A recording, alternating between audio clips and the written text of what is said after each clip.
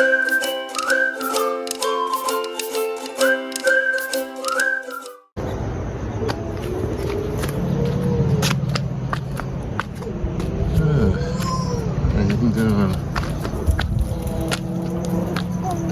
my gosh, you guys are so loud.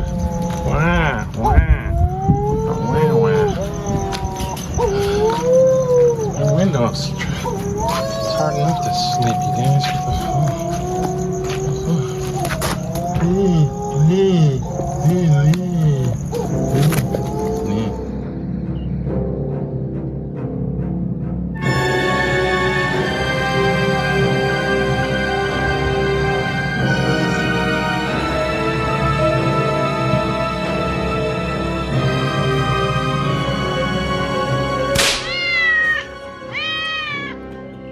How's it? Hang loose. Welcome to Mongoose Max Hawaii, the channel. Yeah, we'll do a little vlog and news. Ugh. Been early this hay. My biostats are good. You know, blood pressure, temperature, all that's good. Even lost some weight. But I'm running on a different time zone than the birds.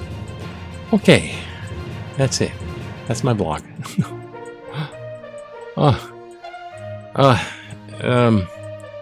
Yeah, aside from the crematorium that was once Lahaina, there is a wildfire on Oahu now in Wahiawa.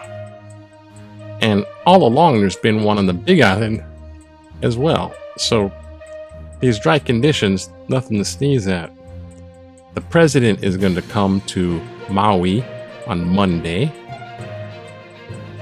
which I guess is good, but that's what presidents do, visit disasters and you know, support the people, and then it's campaign time.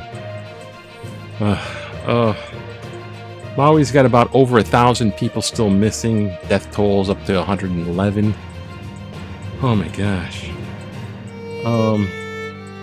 There's an interesting thing. I mean, I'm not one to do the conspiracy. I mean, I'd rather debunk that type of stuff. I think it's just overdone. And you check out my top 5 debunked thing. It's about debunking some of that junk.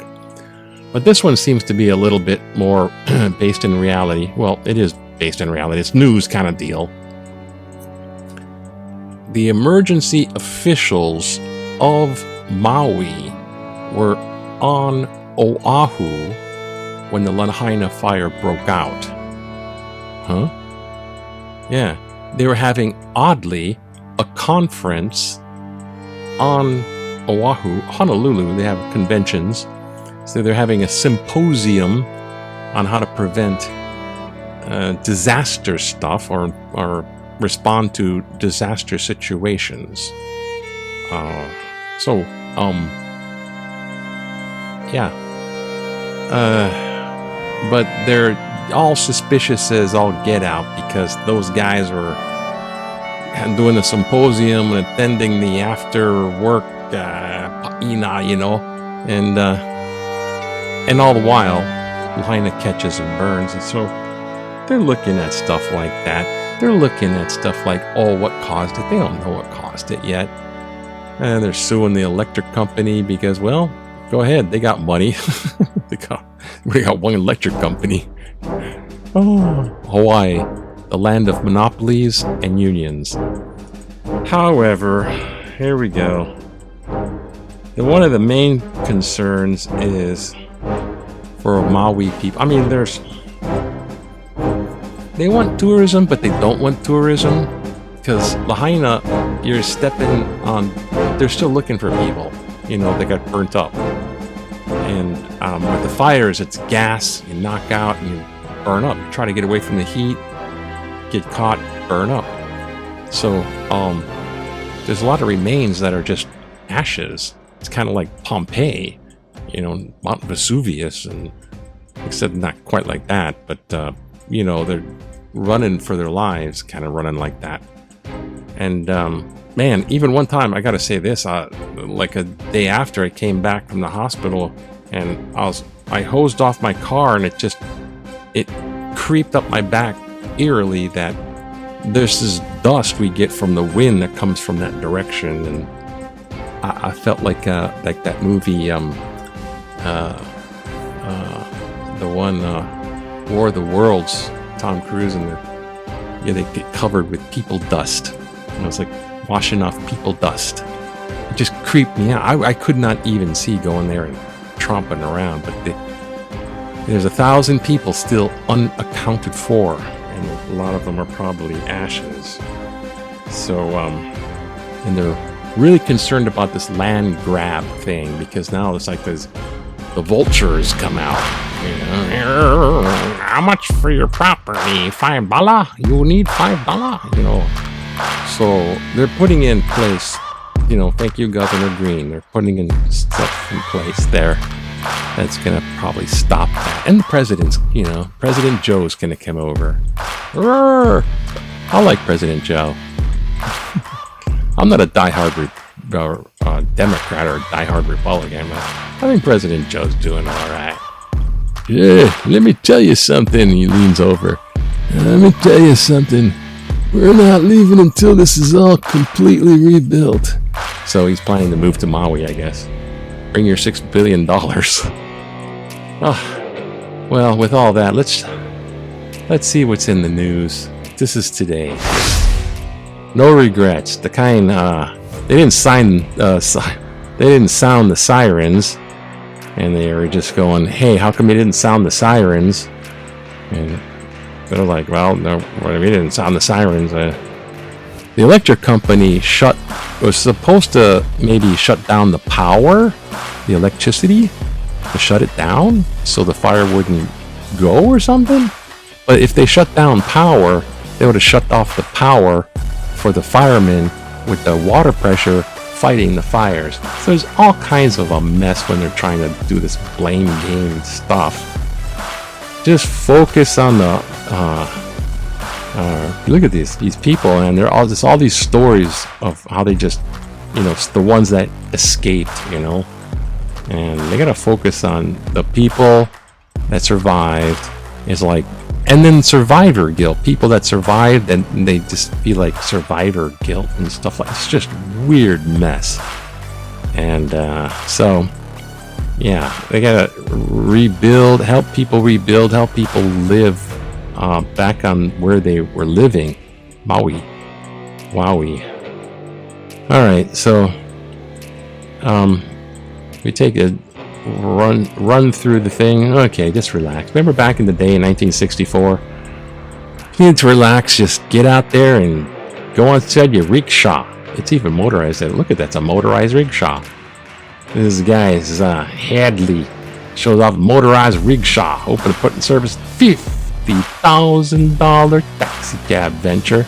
I guess that's for more than one of those, I suppose. The tours in Waikiki, which is hop on my old 1940 Harley. Rickshaw. Okay, yeah. Walter Frankenstein. Good for you, I guess. And seeks weather financial. Oh gosh. Yeah, they could bankrupt our electric company. It's happened to big electric companies when that kind of stuff happens. It's a class action lawsuits. It's like, yeah, foot them with the bill and bankrupt our electric company. Uh-oh. So everyone's trying to get together and they're feeling good about helping other people. It's a thing to do.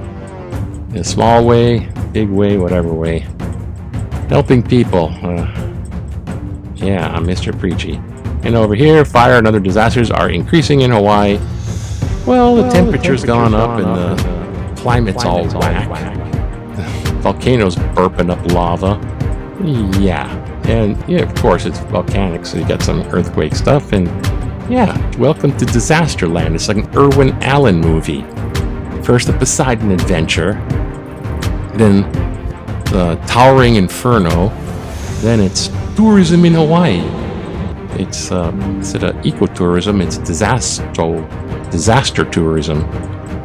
Oh gosh. Okay. But it's nothing to sniff at. It is. I mean, I literally can. I don't know if it's me just getting out of the hospital or if I can actually feel. How do you feel that whole vibe of it? There's no better feeling than playing for our community. Okay. Cool. Hey, cool. Rough Riders, Red Raiders, whatever. That's a good tackle right there. I'm pulling his shirt. I almost got him down. You can pull his shirt a little more. Okay, how do I go that way? Use this. The buttons. Okay, let's do a couple of these before. But, it's just like, I can't look at these.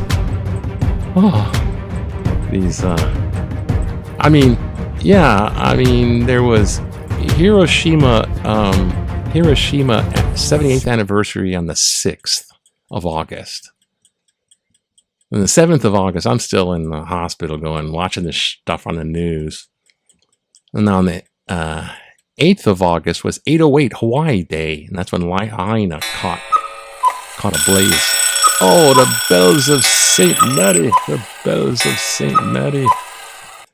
And then on the 9th, when I was released from the hospital, it was actually Nagasaki that had 78th anniversary. Yeah, our hearts go out to Maui. All burn up and shriveled. Okay. I'm just going to look at this little editor, not too bitch. This and that, and rebuild Lahaina, bring you $1 billion. Scrap the Jones Act so we get ships coming in here. Yeah, flavored tobacco's bad for the kitties. But we're going to focus on this one. This one is stop dithering over how to control feral cats. I'd like to weigh in on the side of culling the feral cat population. I use that word rather than the ever-popular euthanize advisedly. My sense is that the widespread use of that particular euphemism is indicative of a wise dithering over a relatively straightforward process. When I was told the SPCA-leaning friend I thought we would cull this disruptive population, he informed me that studies have shown that euthanizing stray cats doesn't work. He assured me that trap neutering release programs have proved to be more effective. I don't doubt that for a minute. Euthanizing cats is an exercise in failure. Why? Because euthanizers hate what they're doing. The very fact that they have chosen to euthanize cats assures us the practice is sordid and accordingly onerous. Why is it that cat lovers speak proudly of cats killing mice, but condemn those who kill cats? Let's quit dithering and move on to the sort of program we would be using if feral dogs were meandering in our backyards. Stephen Turner, Pacific Heights. Thank you, Stephen, for your contribution to the where am I thing here. Where am I? Go back that way. Okay. Now we know what to do with feral cats. You don't euthanize them. You neuter them. Ow. Meow. Meow, ow. Anyways, that's it. And don't forget, Ukraine is still kicking and fighting for their homeland. For the homelands. We live on Earth. Aloha. Aloha to you. Oh, birds. Oh, the birds. Everywhere. A lot of caw-caw all night long. Oh, caw-caw. Some baby crying. Oh.